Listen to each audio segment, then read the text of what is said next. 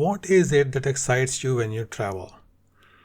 Is it statues, monuments, castles, bridges, rivers, huge buildings, ornate palaces, opera houses, markets? Different people have different things that sparks their wanderlust. What is it for you? For me, it has to be bridges. But the point is, no matter what is it that makes you excited about buying that plane ticket, Budapest has all of it. Stay tuned. My name is Sunny and I wanted to create a podcast that would be like a campfire where you tell a story, share life experiences, sing songs, tell jokes, and come home with great vibes. That's why I created Campfire Corner. Welcome to Campfire Corner with Sunny. Hello, my name is Sunny and you're listening to Campfire Corner with Sunny. In this series of episodes, we are talking about my recent trip to Budapest. We can call it recent or we can call it very old because it was in the last year in December of 2023. We got to the point in the last 3 episodes where I landed in Budapest, looked around, and then in the evening I was just about to reach my hotel.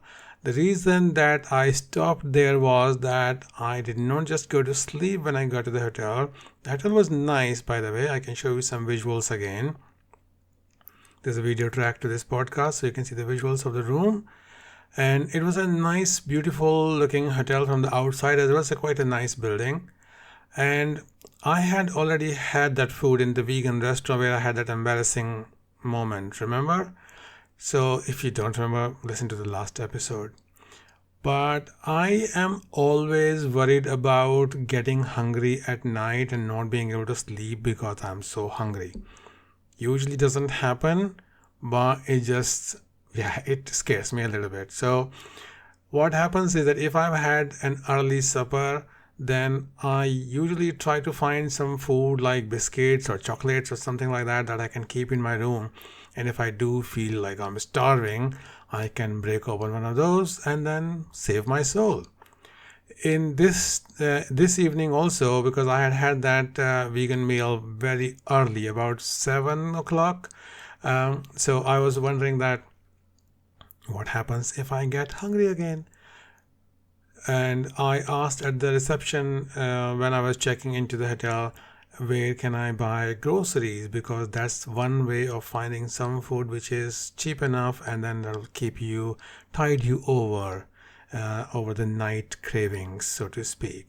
And the clerk told me that it was like 200 yards. There's a market there. I said okay, cool. So I checked in, put some of my stuff down, but did not take my shoes off and just went back out. It was very cold. But the market was not that far. It was just not in the left hand side, it was on the right hand side. So I had to go further down. Then I said, okay, where is the market? Looked online.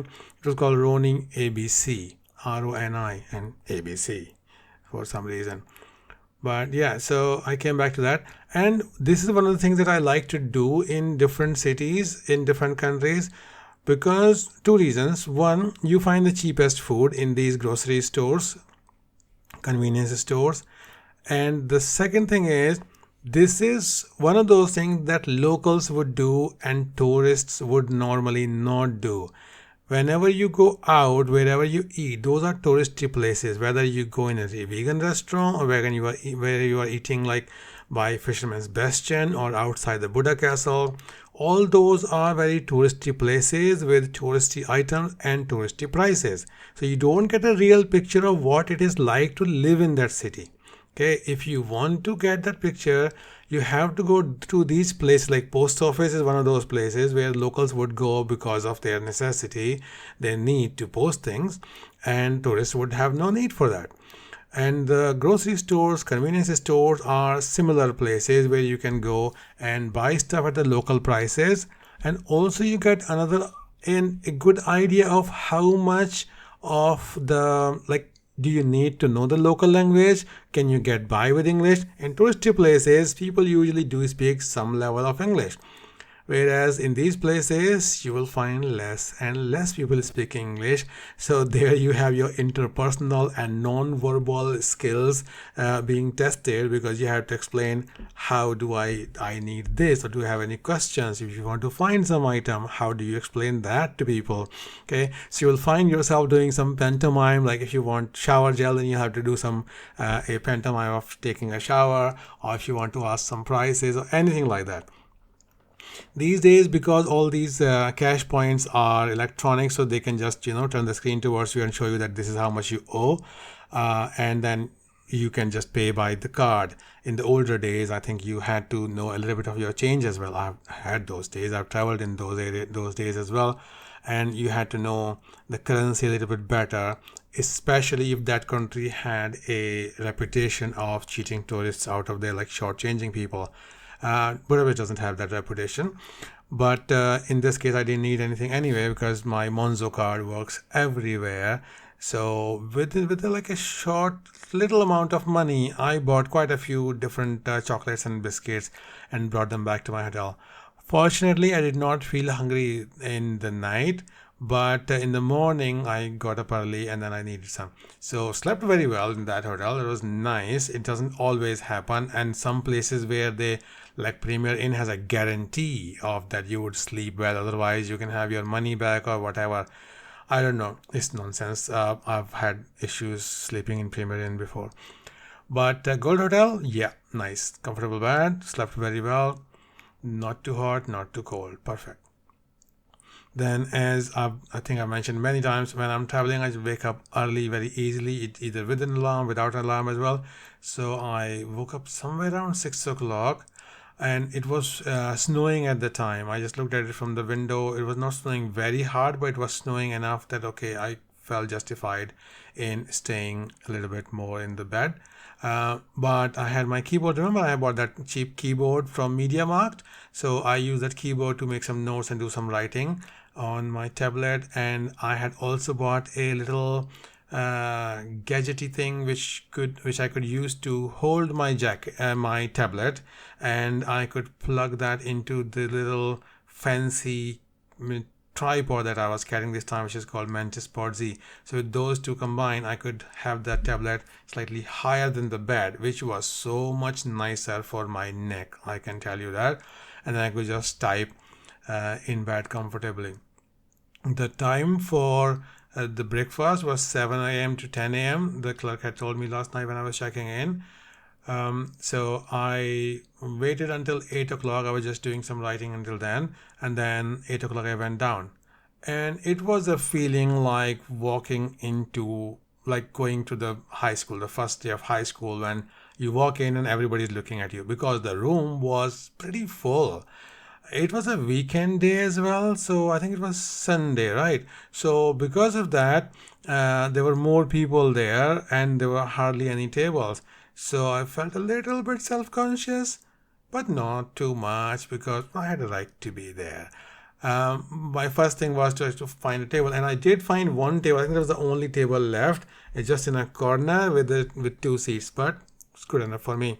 So I found the table, put my jacket down, explored the items. The breakfast was quite all right. It was like a continental breakfast, so it had all the normal common things: baked beans, some fried eggs, like mashed eggs, yeah, scrambled eggs, mashed potatoes, yeah. And then if you're non-vegetarian, they had sausages and stuff like that. They did not have decaf coffee, so I had hot chocolate. But I think chocolate also has caffeine, so I need to check that and then maybe stay away from that next time. But other than that, it was okay. The taste of the thing was okay as well, and I had a nice breakfast. The breakfast room was towards the entrance, so you could see the road from there, so I could see that it was snowing. So again, I was justified in just going back to the room and then do some more writing from bed comfortably. And ultimately, and this was because this is Budapest, it's very, very pretty. And even from there was a window in the bathroom, like a high window. I think it's called a transom or a ventilator. And from there I could see other buildings, and there was snow on the roofs, and it was such a pretty scene. And I think I've mentioned before that on this trip I was using my very new camera, the Osmo Pocket 3, which is a camera mounted on a little gimbal, and it's really versatile. It's really beautiful in what it can do. So I used that to take some nice shots from the window. I can show you that on the video track, and it was just so lovely. But snow, in my opinion, is nice to look at. You don't want to be stuck in it, and you don't want to be walking in it. Okay, I have to give credit to Budapest authorities though, that I never had that issue that there would be any ice on the footpaths or any traffic being jammed because there's ice on the roads, anything like that. All the trams, all the metros, all the cars, everything was moving smoothly. No issues anywhere, even though you could see snow everywhere. Okay, so finally, after my shower and everything, I left about 1 o'clock. And I think this was the day that I had somebody for the room cleaning, a lady knocking and saying like, "Oh yeah, hello," and she didn't speak English, but I said, "Yeah, I don't need anything." And then she said, "Do you need toilet paper?" And but it was in a very Hungarian accent, so I couldn't actually understand what she was saying, and I thought she was saying towel. But then she brought me a roll of toilet paper. Like, yeah, that's fine, okay. But yeah, so usually I find that the room cleaning housekeeping staff usually doesn't speak English that much in most of the European countries, but there are always exceptions. Anyway, so I left at 1 o'clock, and I could see there was snow everywhere. The problem with this was that this camera, the Osmo Pocket 3, is very small, and I had some attachment on it to make it slightly longer, but even then it's got small buttons. So to operate the camera, I need to have at least one hand out of a glove, and that in itself can be, it can be torturous when you have like 2 degrees temperature or 0 degrees sometimes. The temperature varied while I was there between about -3 to +2, and in some places it was quite windy as well. My hotel was in a good location, so I could just walk all the way straight through. My geography is not that great. My sense of direction is not that great. It's getting better. The more I travel, it's getting better as well, because you have to find your way back to the hotel, and you have to find your way to all these places. So from exercising it so much, it's getting better. But I would not call myself a great explorer anytime soon. I am one of those people who can get lost even with Google Maps, okay?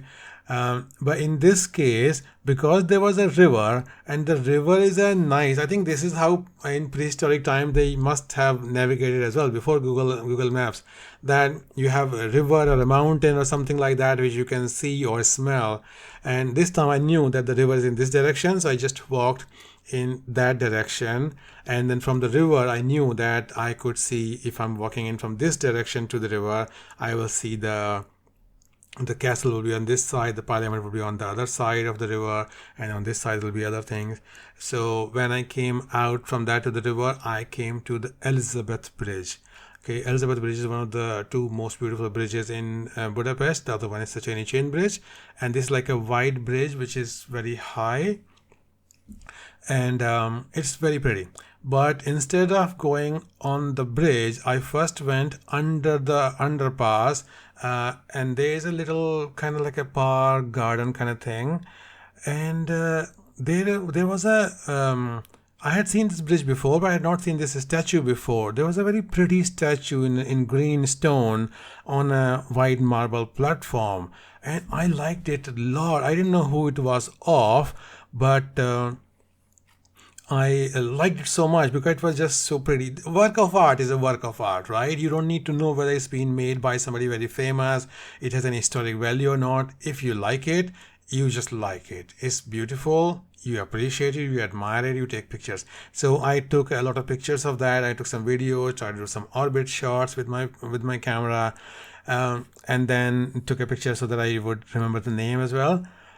And then later on, like 10 minutes ago, when I was trying to search something on Elizabeth Bridge, I found out this is the statue of the princess after whom the bridge is named. Okay, so this is Princess Elizabeth. This is how stupid I can be. But I have no regrets because I gave her the prominence that she needed. I gave her the importance that she deserved. This is kind of crazy. I can never take statues as just lifeless objects, especially if they're statues of people. I don't know why. And no, don't get me wrong. It's not like they talk to me and I hear voices from the statues and they call me in the night. Nothing like that. But just kind of feel like they represent something. So a statue is not just stone. It's like it's not quite a person, but I can't explain it. But if you feel it, you would know what I mean. If you don't feel it, no matter how much I explain, you won't get. It could be just that I'm crazy, or it could be the post-traumatic experience from that afternoon in Madame Tussauds in Amsterdam when they were having a horror experience thing, and I did not know about it. So yeah, that was quite scary. But still, I quite liked her, and I did some pictures and everything. And then I went on up on the bridge itself, and I wanted to take some pictures because Elizabeth Bridge is just far enough from Sacheni Chain Bridge that you can get the whole Sacheni in the frame from your camera, and you get a nice view. Even though this was a day when it had snowed and it was foggy and gray skies and everything, but it was still quite nice to see it across the Danube and you could take some pictures. I wanted to do some PTC, like a piece to camera. I wanted to talk about Sacheni Chain Bridge on the bridge itself, but it was very, very cold. My hands were freezing. So I came down from there, back again under the underpass, and I did a piece to camera with my camera on the tripod from there, which I can show you here. This is my summary of the day's events so far. Good morning, or should I say good afternoon, because it is actually afternoon. But it snowed here last night, so everything is very cold and cloudy and grey. It's still Budapest, but just looks more like London. This is the day 2 of my 3-day trip, which is the best day because this is the middle day, so I can leave most of my stuff in the hotel. This backpack right now is very, very light right now, but half, because I'm still carrying my cables and charger and power banks kind of stuff, and those are heavy things, and the clothes and everything is back in the hotel. And I am packing very, very light to begin with, which is why even if I take everything out, it's like, yeah, it does make 90% of the difference. It makes only about 50% of the difference. And right now I am just below this bridge, which is called Elizabeth Bridge. In the background you will see Sacheni Chain Bridge behind me. It's kind of far and it's a little bit gray day, so you might not see it very clearly, but it's somewhere around here in the frame, and then about here there's the parliament. You can see just the top dome. My plan, and this is where I am. So just see, this is like an underpass, because I wanted to do it up on the Elizabeth Bridge with the Sacheni Chain Bridge much more prominent behind me, but it's cold. I love bridges. I absolutely love bridges because they're functional, they're beautiful, they also have a history behind them. So they are a piece of art that actually serves a purpose in the life of the people who live there. So Sacheni, Elizabeth, all of these bridges, they're lovely bridges. But the problem is the bridges are also very cold because they're right above the water, and the wind just goes through the bridge and through you. So I've done some photos from there, but I did not want to do this from there. Okay, so that's the plan. I was thinking about what to do today. There are a couple of Christmas markets here, and there are quite a few Christmas markets. I'm going to go to a couple of them, and because the day is going to finish about 4 o'clock anyway, so when it's dark, so I'll just go before that. And if I can, I'll try and do a cruise on the Danube as well, where we can see all the lights. But if I can't do that, I'll at least take a picture of the Sacheni Chain Bridge and the Parliament building with the lights on. Yeah, that's the plan. So I have a couple of markets on my target, and also I was trying to think, where do I go, because all the places that I've seen before, I still want to go to them again and take more pictures and more videos. Um, but then I want to see if I can see anything new as well. I'm not going to go to any thermal baths, not in this weather.